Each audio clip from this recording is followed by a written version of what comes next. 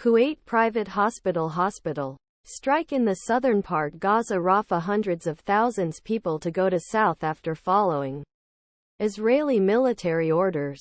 He said. The Israeli army did not immediately answer questions about the strike, and the conditions could not be confirmed independently.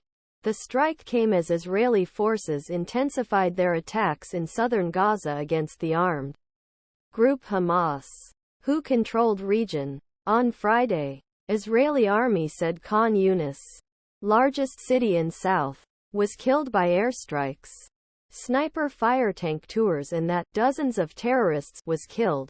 He said he fought in a known region, described it as a staging ground for raids on Nir Oz, one of many southern Israeli communities.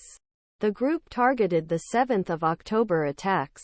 Approximately 85% of Gaza's 2.3 million people were displaced in the places near Kuwait Hospital are not much further in the south.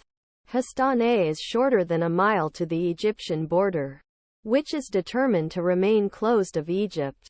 The city's border crossing with Egypt is also the main entrance point to help the region. Israel continued the people to move people. View a wounded woman under the rubble of a building in Rafah on Thursday. After the strike on Thursday, many people who came to Kuwait Hospital, director of the hospital, Shaib al-Hams, had serious injuries in a video on social media, including head wounds and broken limbs. The news photos of the strike showed that people attracted children, small children.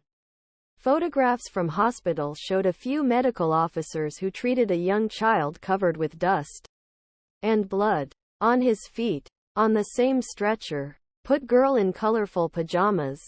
An Al Jazeera correspondent, Tarek Abu Azuam, who saw strike and visited the hospital immediately after hospital, reported that he had destroyed a residential building. Nazreen Joda, who contained 29 members of his wide family in a two-bedroom in Rafah, said about the short messages that strike the New York Times on Thursday night. Israel said that if the land forces passed to Rafah, they would not know where to go. It had to be safe. But no place in Gaza is safe, he said.